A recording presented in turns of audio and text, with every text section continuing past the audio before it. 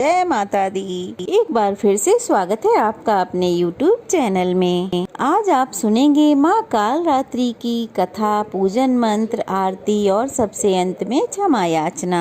नवरात्रि के 7वें दिन माँ भगवती के काल रात्रि रूप की पूजा की जाती है। माँ ने असुरों का वध करने के लिए ये रूप धारण किया था। कहते हैं जो भी भक्त सच्चे मन से माँ काल रात्रि की पूजा करता है उस पर भूत प्रेत और बुरी शक्तियों का साया नहीं रहता।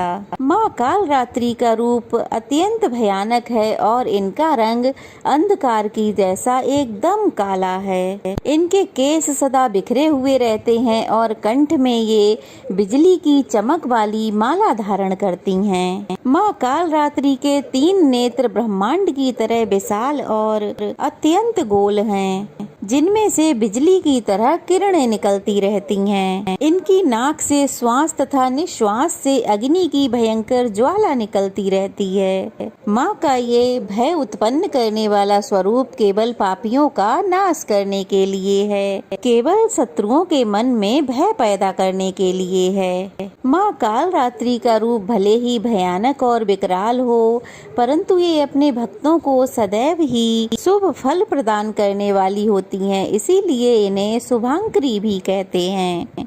देवी की 4 भुजाएं हैं। दाईं ओर की ऊपर की भुजा से महामाया भक्तों को वरदान देती हैं। नीचे की भुजा से अभय का आशीर्वाद प्रदान करती हैं। बाईं भुजा में क्रमशः तलवार और खड्ग धारण करती हैं। माँ का प्रिय रंग लाल है और इन्हें रात रानी का पुष्प बहुत प्रिय है। माँ को आज के दिन अनार का, गुड़ का या फिर गुड़ से बनी मिठाई का भोग लगाया जाता है। आज के दिन अगर माँ को नींबुओं की माला अर्पित करते हैं तो कहते हैं कि हर प्रकार के भय का नाश होता है और आने वाला संकट भी टल जाता है। तो चलिए अब सुनते हैं माँ काल रात्रि की कथा। पौराणिक कथा के अनुसार रक्त बीज नाम का एक दैत्य था। उससे मनुष्यों के साथ साथ देवता भी बहुत परेशान थे।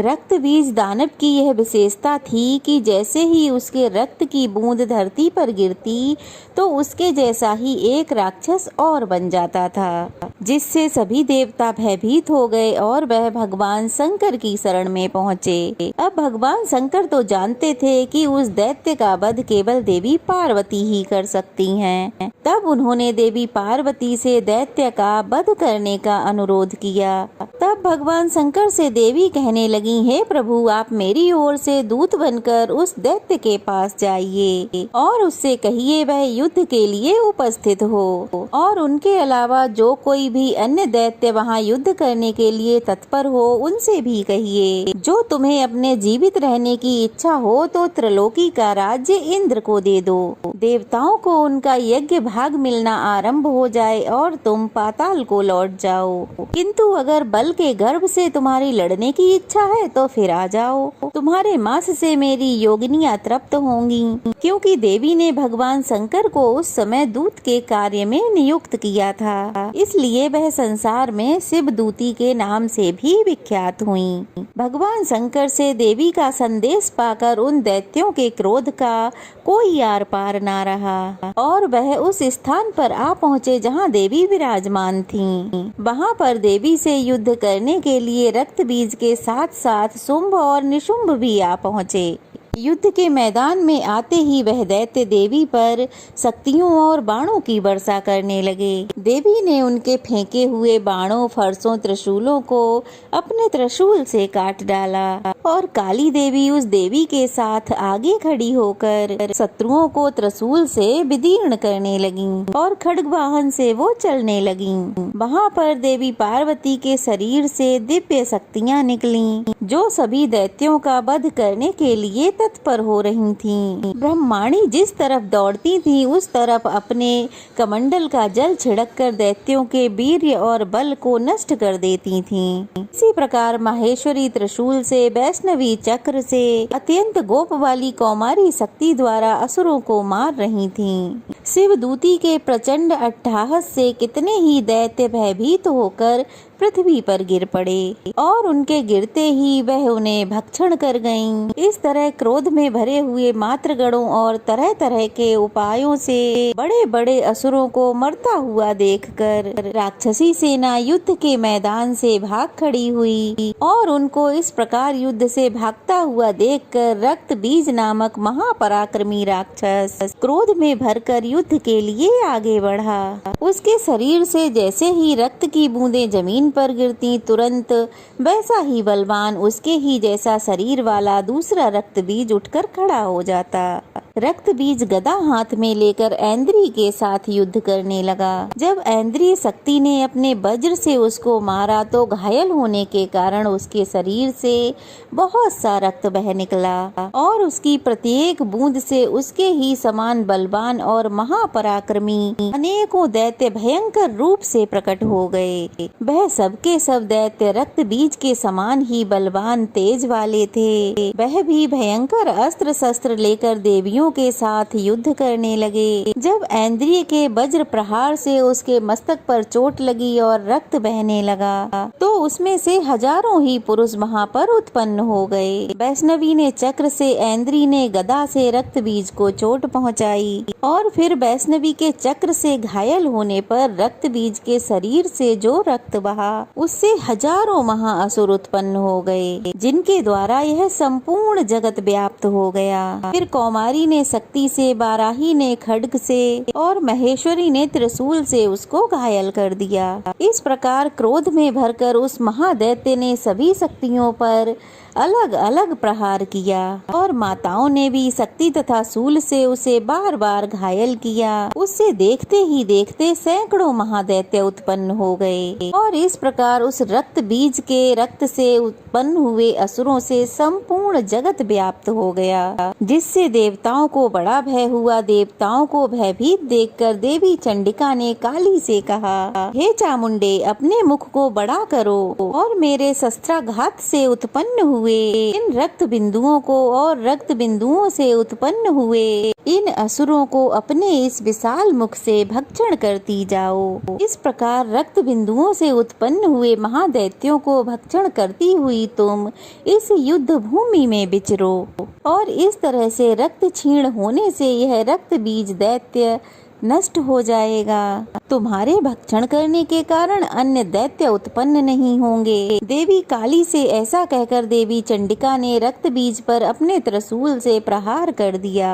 और काली ने अपने मुख में उसका सारा रक्त ले लिया। तब उसने गदा से चंडिका पर प्रहार किया। प्रहार से चंडिका को बिल्कुल भी कष्ट नहीं हुआ, किंतु रक्त बीज के शरीर से बहुत सा रक्त बहने लगा। लेकिन इस बार उसके गिरते के साथ ही देवी काली ने उसको अपने विकराल मुख में ले लिया।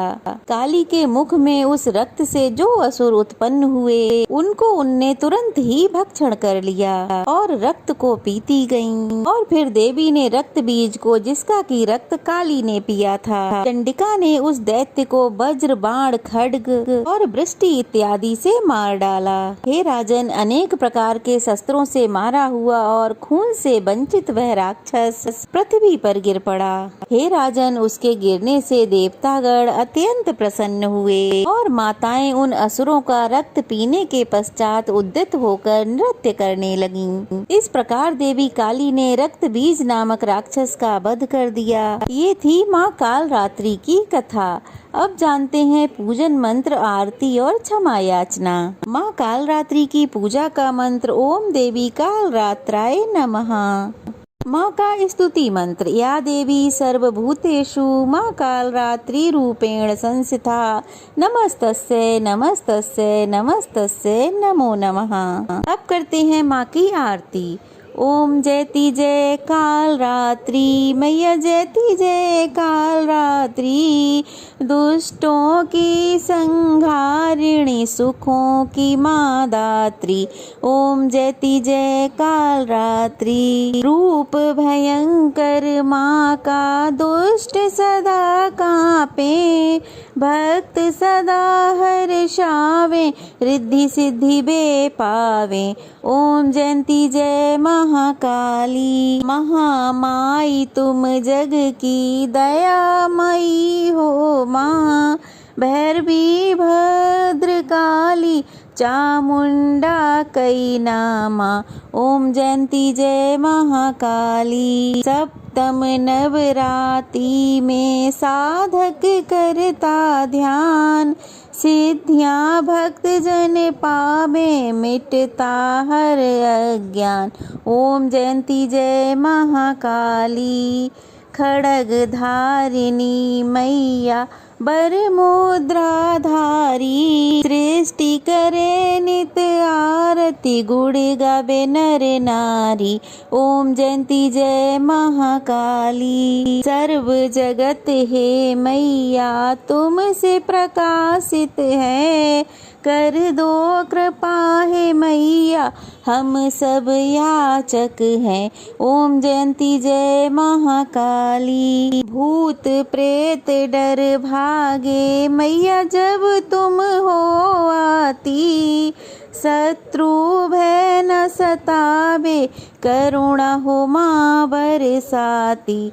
ओम जयंती जय महाकाली। गर्दभ सवारी साजे दुखों का अंत करे, निर्बल शक्ति पावे भय से माँ मुक्त करे। ओम जयंती जय महाकाली। माँ काल रात्रि की आरती जो गावे, शक्ति भक्ति नित पावे डर न निकट आवे। ओम जयंती जय महाकाली। दुष्टों की संहारिणी सुखों की माँ दात्री। ओम जयंती जय माँ काल रात्रि। क्षमा याचना। हे परमेश्वरी, मेरे द्वारा रात दिन सहस्त्रों अपराध होते रहते हैं।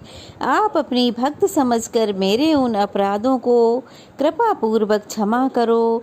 हे परमेश्वरी, मैं आवाहन करना नहीं जानती, विसर्जन करना नहीं जानती तथा पूजा करने का ढंग भी मुझे नहीं आता। क्षमा करो हे देवी सुरेश्वरी, मैंने जो मंत्रहीन, क्रियाहीन, भक्तिहीन पूजन किया है वह सब आपकी कृपा से पूर्ण हो। सैकड़ों अपराध करके भी जो आपकी शरण में जय जगदम्बे कहकर पुकारता है उसे वह गति प्राप्त होती है जो ब्रह्मादि देवताओं के लिए भी सुलभ नहीं है। हे जगदम्बिके, मैं अपराधी हूँ किंतु आपकी शरण में आई हूँ। इस समय दया की पात्र हूँ, आप जैसा चाहो करो। देवी परमेश्वरी, अज्ञान से, भूल से अथवा बुद्धि भ्रम होने के कारण मैंने जो कुछ भी कम या अधिक कर दिया है वह सब क्षमा करो और प्रसन्न हो। हे देवी सच्चिदानंद स्वरूपा, हे परमेश्वरी, हे जगन माता कामेश्वरी, आप प्रेम पूर्वक मेरी यह पूजा स्वीकार करो और मुझ पर प्रसन्न रहो। हे देवी, हे सुरेश्वरी, आप गोपनीय से भी गोपनीय वस्तु की रक्षा करने वाली हो। मेरी पूजा को ग्रहण करो और आपकी कृपा से मुझे सिद्धि की प्राप्ति हो। जय माता दी। उम्मीद करती हूँ वीडियो आपको पसंद आई होगी। पसंद आई हो तो वीडियो को लाइक कीजिए, शेयर कीजिए, नए हैं तो चैनल को सब्सक्राइब कीजिए। जय माता दी।